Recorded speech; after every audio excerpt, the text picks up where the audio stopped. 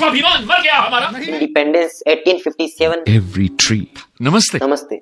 जब इन्हें लंदन से पोर्ट ब्लेयर ले जाया जा रहा था, काल मुझे स्वयं डरा रहा है, पर मैं काल से नहीं, काले पानी की काल घूंट पीकर उस काल के काल स्तंभों को झकझोर कर। प्यारे देशवासी तो नमस्ते, नमस्कार। आज के इस नए और रोमांचक भरे इस एपिसोड में आप सभी का स्वागत है। सबसे पहले तो आपको महाशिवरात्रि के इस पर्व की, इस विशेष दिन की ढेर सारी शुभकामनाएं। दो चीजें हैं जो इस 26 फरवरी के इस दिन को बड़ा ही विशेष बना देती हैं। पहला तो महाशिवरात्रि का दिन, दूसरा वीर सावरकर जयंती। जी हाँ, ऐसे शख्स की हम आज की इस वीडियो में चर्चा करने वाले हैं, बात करने वाले हैं, जो शिवजी के तो परम भक्त रहे हैं और शिवाजी के पद चिन्हों पे आगे बढ़ने वाले रहे हैं। शिवाजी से प्रेरित होते हैं, मतलब उनका भी मिशन स्वराज स्थापित करना था देश में, और ये भी स्वराज के लिए आगे बढ़े कि देश में स्वराज की स्थापना हो। ठीक है, तो हम बात करने वाले हैं विनायक दामोदर सावरकर की, जिन्हें आप सभी वीर सावरकर के नाम से भी जानते हैं। दिन 28 मई 1883, महाराष्ट्र, जो उस समय बॉम्बे प्रेसिडेंसी के नाम से भी जाना जाता था, में नासिक के पास स्थित भगुर गांव में इनका जन्म हुआ। इनके पिता का नाम दामोदर पंत सावरकर और इनकी माता का नाम श्रीमती राधाबाई। तो जब ये अपना जीवन यापन अच्छे ढंग से कर रहे थे अपने दोनों भाइयों के साथ, तो 9 वर्ष की आयु में ही इनको ऐसी पीड़ा का सामना करना पड़ा, जिसके बाद से, इस घटना के बाद से वो बड़े ही संवेदनशील प्रवृत्ति के हो गए। जी हाँ, 9 वर्ष की आयु में ही पहले तो माता और फिर पिता का देहांत हो जाना, इससे बड़ी पीड़ा क्या हो सकती है। शिवाजी विद्यालय नासिक में अपनी प्रारंभिक शिक्षा पूर्ण कर जूनियर हाई स्कूल में इन्होंने ग्लोरी ऑफ हिंदुस्तान नामक एक प्रमुख लेख लिखा, जिसमें इन्होंने मुस्लिम दंगों के बारे में अपने विचार प्रकट किए थे। छोटी सी उम्र में इन्होंने इतिहास की बड़ी बड़ी किताबें पढ़ ली थी। तो उसी समय में जाके देखते हैं इनकी पढ़ाई के प्रति ललक। When the birds sing on every tree, the distant huntsman winds his horn, and the skylark sings with me. इतनी रात तक पढ़ाई कर रहे हो? क्या कहूं भैया, इतना कुछ है जानने के लिए कि लगता है अभी मैंने पढ़ा ही क्या है। तो पढ़ाई जारी रखने का इरादा है? वो उच्च शिक्षा प्राप्त करने की इच्छा है। सन 1902 फर्ग्यूसन कॉलेज में सावरकर जी ने अपनी बीए क्वालिफाई की, और तभी से वे निरंतर सक्रिय होते गए अपनी क्रांतिकारी गतिविधियों में। सन 1904, जिसमें इन्होंने और ज्यादा बढ़ावा दिया इस सक्रियता को, और उसमें उन्होंने अभिनव भारत, एक बड़ा ही फेमस संगठन है, इसका निर्माण किया, जिसमें अलग अलग क्रांतिकारी इसमें जुड़ते गए और देश के लिए एक बड़ा योगदान दिया। उस समय उस संगठन द्वारा चलाया गया एक स्वदेशी आंदोलन, लक्ष्य बड़ा ही सिंपल था, आत्मनिर्भरता को बढ़ाना और स्वदेशी अपनाना और विदेशी चीजों का बहिष्कार करना। बस इतना सा लक्ष्य था। ये घटना तो आप वीर सावरकर नाम की एक जो मूवी है उसमें भी देख सकते हैं, जब तिलक जी की अध्यक्षता में एक सभा में अपने मित्रों के साथ मिलकर सावरकर ने विदेशी कपड़ों की होली जलाई थी। फिर भी हम उस समय में जाके देखते हैं, समझते हैं। भारत माता की जय! भारत माता की जय! अभिनव भारत के क्रांतिकारी साथियों, वक्त आ गया है गुलामी की इन जंजीरों को तोड़ फेंकने का। हद तो यह है कि जो वस्त्र हम पहनते हैं वो भी विदेश में बनते हैं, अंग्रेजों की फैक्ट्रियों में। क्या स्वाभिमान मर गया हमारा? नहीं। वक्त आ गया है अपने उस सोए स्वाभिमान को जगाने का, और उसके लिए पहला कदम है विदेशी वस्त्रों की होली जलाने का। ठीक कह रहे हो, नहीं करेंगे।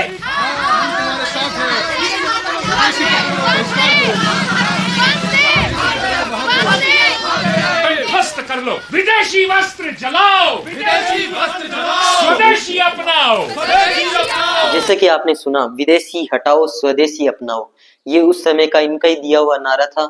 और फिर तो क्या होना था, कॉलेज में छात्रों को भटकाने के आरोप में इनको उस कॉलेज से निष्कासित कर दिया गया। पर फिर भी ये अपनी उस पढ़ाई को छोड़ना नहीं चाहते थे और बढ़ाना चाहते थे पढ़ाई की ललक को।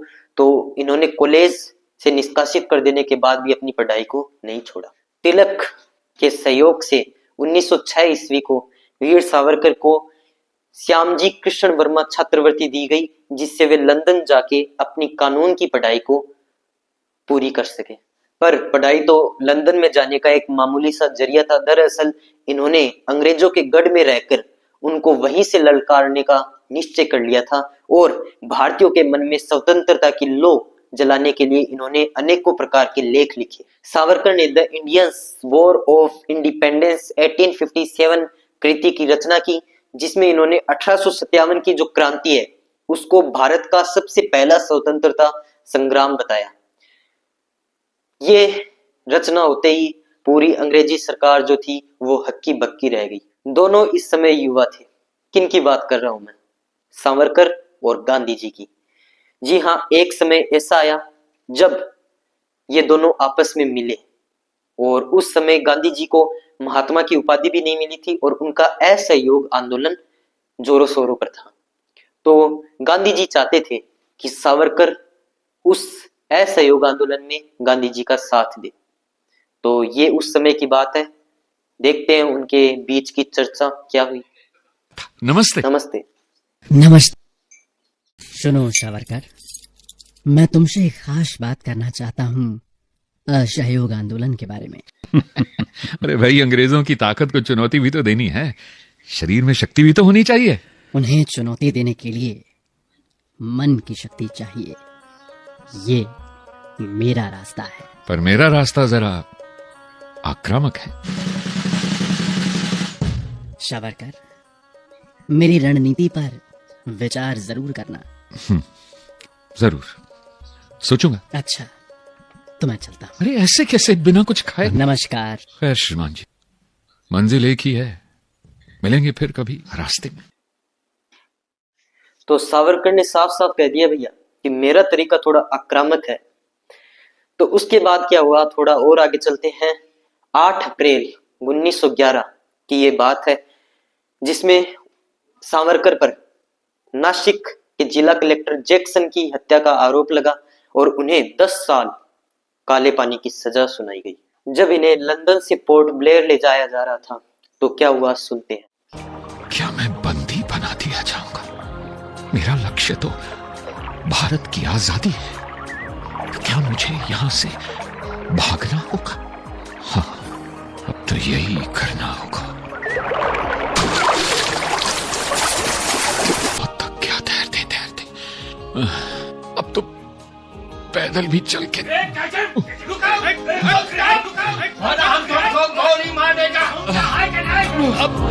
जी हाँ, इनकी कोशिश बढ़िया थी पर विफल रही। इनको फ्रांस के ही तट पे पकड़ लिया गया। फिर क्या, युवावस्था के 10 सुनहरे साल इनके जेल में भी थे, पर इन्होंने हिम्मत नहीं हारी। वहां के कैदियों को हिंदी पढ़ाना चालू कर दिया और जैसी जेल में थोड़ी छूट मिलती तो ये मराठी, पंजाबी, देवमुखी भाषा की पुस्तकें पढ़ने लग जाते थे। इन्होंने उपन्यास, कहानी, लेख, नाटक, कविताएं, आत्मचरित्र की कई सारी पुस्तकें या कई लेख लिखने के काम किए और सभी में इनकी एक उत्कृष्ट भूमिका उभर कर आई। इन्होंने मराठी भाषा में 10,000 से ज्यादा लेख और अंग्रेजी भाषा में 1500 से ज्यादा लेख लिखने का एक अद्भुत काम किया। इनकी 40 पुस्तकें अभी भी वर्तमान के समय में भी विद्यमान है, जिनमें से एक मेरा आजीवन कारावास, काला पानी की सजा दी गई थी इनको, उनका जो अनुभव था वो इन्होंने इसमें साझा किया इस पुस्तक में, जो हमें आज भी समझने को मिलता है कि उस समय में काला पानी की सजा में क्या क्या उनके साथ दुराचार किए जाते थे और क्या उनको यातनाएं दी जाती थी।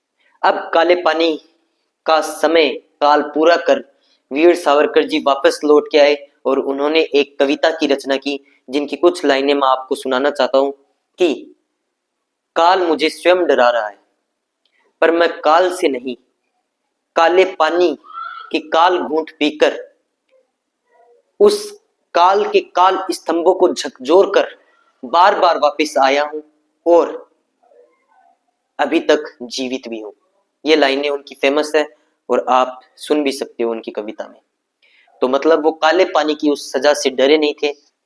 तो इस वीरता की परिभाषा बताने वाली कविता की रचना करने के बाद इन्होंने 1931 में बॉम्बे प्रेसिडेंसी में आयोजित अस्पृश्यता उन्मूलन समिति की अध्यक्षता की और इन्होंने जो कहा, जो संदेश दिया, वो देश के सभी नागरिकों को सुनना चाहिए और उस पर विचार करना चाहिए।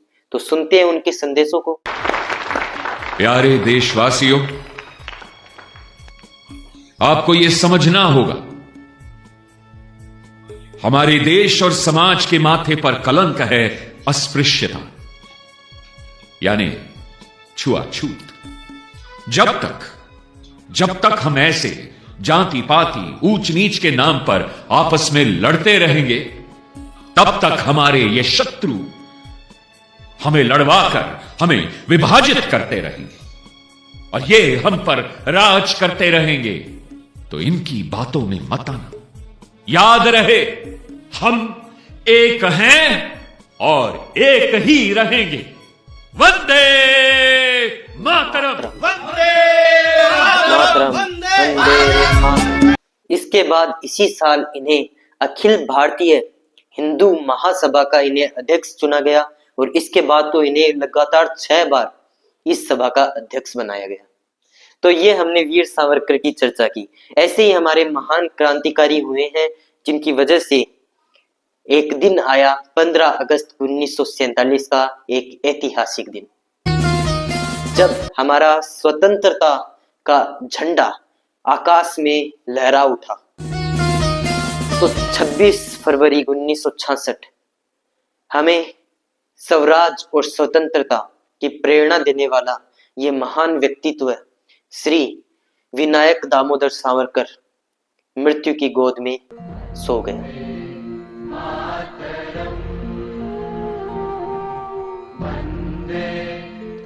तो ऐसे महान स्वराज की रक्षा करने वाले और स्वतंत्रता के लिए प्रयास करने वाले श्री वीर सावरकर को हमारा सभी का, हमारे सभी देशवासियों का प्रणाम। जो बरसों तक सड़े जेल में उनकी याद करें, जो फांसी पर चढ़े खेल में उनकी याद करें। याद करें काला पानी को, अंग्रेजों की मनमानी को, कोलू में जुट तेल पेरते सावरकर से बलिदानी को।